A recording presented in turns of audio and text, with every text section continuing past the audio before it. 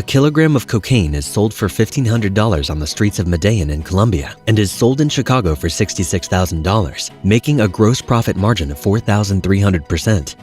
Also, heroin costs $2,600 per kilogram in Karachi, Pakistan, but available on the streets of New York for $130,000, giving a gross profit margin of 4,900%. Drug trafficking is not a fancy trade, but the inconceivable profit margins explain why drug lords would kill and be killed for territories and risk insane prison sentences to stay in business. But how much money did the most notorious drug lords make over the years of their trafficking careers?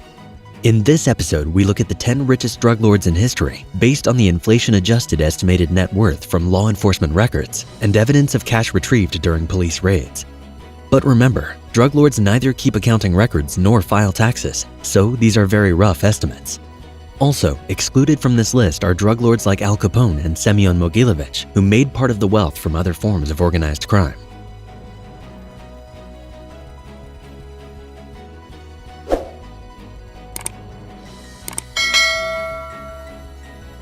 Number 10.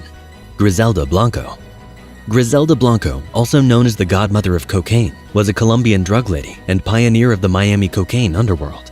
She migrated to the US in the 1970s and established a drug empire in Queens, New York. She acquired vast territories and established an extensive distribution network in New York and Florida by ordering the assassination of her competitors. Before her arrest in February 1985, Griselda's network was estimated to be generating $80 million per month. However, investigators report that she still ran her operations from behind bars. Griselda is believed to be the first ever female billionaire criminal in history. The net proceeds of her 37-year drug trafficking career, inflation adjusted, is estimated at US $2.3 billion. Number 9. Joaquin Guzman. Joaquin Guzman, popularly referred to as El Chapo, is a Mexican drug lord and convicted leader of the Sinaloa cartel. Guzman is considered to be the most powerful drug lord alive. At 12, Guzman started helping in his father's marijuana farms. At 16, he decided to open his own marijuana farm. By 28, he was head of logistics of the Guadalajara cartel, reporting directly to Felix Gallardo. When Gallardo got arrested in 1989, Guzman created his own cartel, the Sinaloa cartel, and transported cocaine to the US in chili pepper cans under the brand La Comadre. By 2014, Guzman had become the biggest importer of drugs to the USA. During his trial in 2019, federal prosecutors estimated that Guzman handled 600,000 kilograms of cocaine worth about $11 billion and 420,000 kilograms of marijuana worth about $846 million, making a total proceed of over $12 billion. After deducting operational expenses and other cartel members' cut, Guzman is estimated to have made net proceeds of at least US $3 billion throughout his progressive drug trafficking career. Number 8. Carlos Leder. Carlos Leder is a German-Colombian drug lord who co-founded the Medellin cartel. In 1978, Leder began buying properties and harassing inhabitants on a Bahamian island, Norman's Cay, to make the island an all-purpose headquarters for his drug operations. The inhabitants, which constituted about 100 private homes, were forced to leave. By 1982, the island had become the main drug smuggling hub for Leder and associates.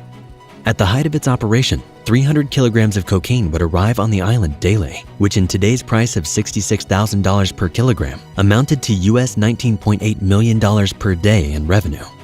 Leder accumulated such staggering wealth that on 2 occasions he even proposed to settle Colombia's external debt. First in 1978, in exchange for free space for his drug operations, and again in 1982 to prevent his extradition to the US following his arrest.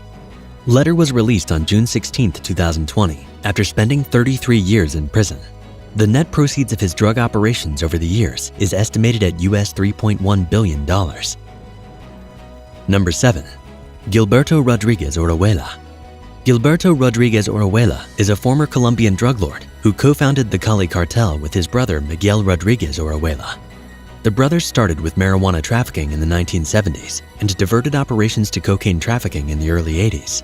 By the late 80s, they had monopolized the markets, supplying 80% of US cocaine and 90% of European cocaine.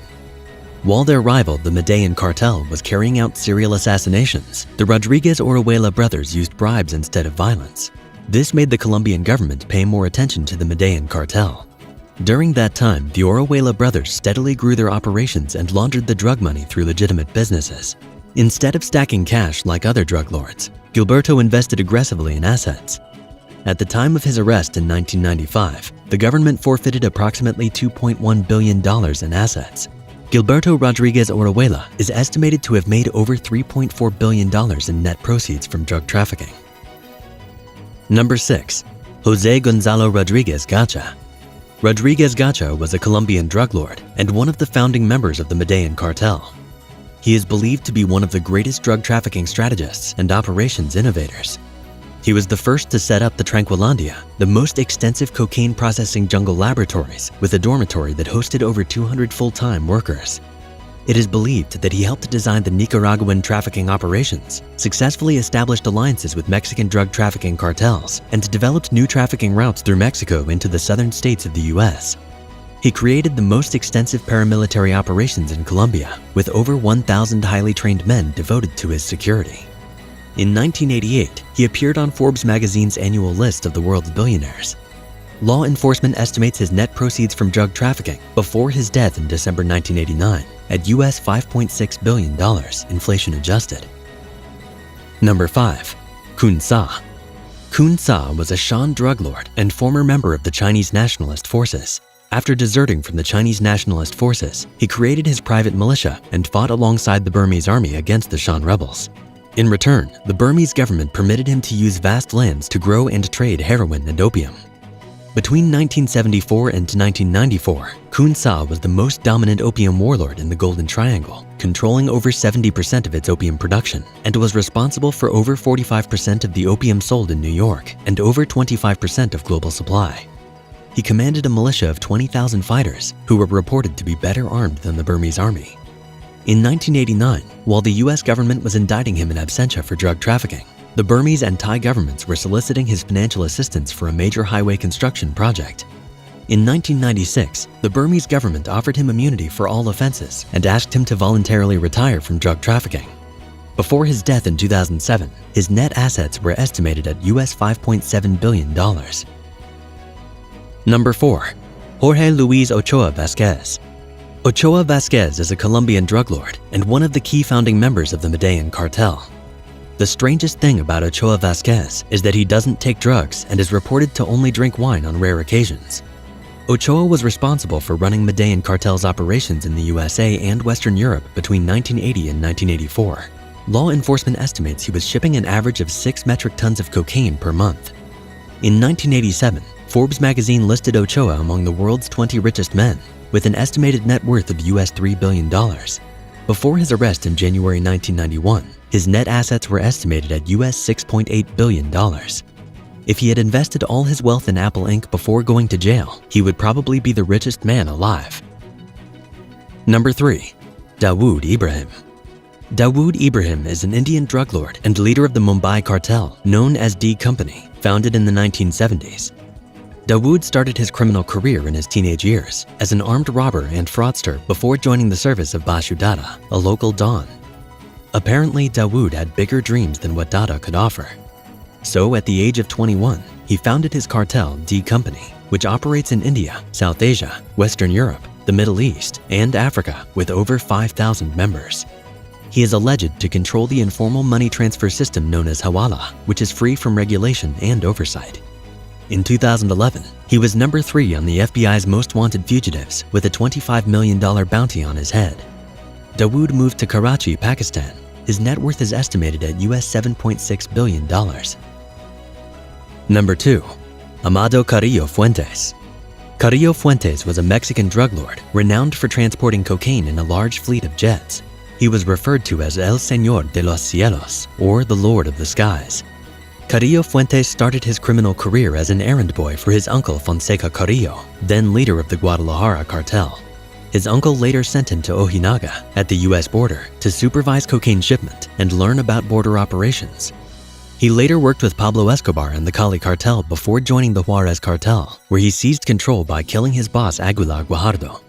He later built a multi-million drug empire by transporting unprecedented quantities of drugs to the US using his large fleet of jets. After his death in July 1997, Mexican authorities seized 60 of Carrillo's properties across Mexico and froze multiple bank accounts amounting to over US $10 billion. It is estimated that he made over US $25 billion in proceeds from drug trafficking over the years. Number 1. Pablo Escobar. Pablo Escobar, on the top of our list, comes as a surprise to no one. But the real question is, how wealthy was Escobar? And that's what we're about to find out. But just before we do that, please remember to give us a like and subscribe to our channel. Escobar is the pioneer of Colombian drug trafficking and the founder of its most notorious cartel, the Medellin cartel. The operations of Escobar have had lasting impact on the image of Colombia. Escobar had a talent for infiltrating the US drug market and started many of the trafficking routes and techniques used by Colombian drug lords today. By 1980, Escobar's cartel was smuggling over 15 tons of cocaine per day to the US.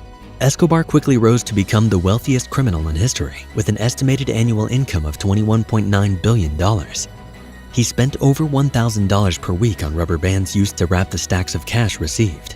Approximately 10% of the cash had to be written off to spoilage because rats and other insects were creeping and nibbling on the bills.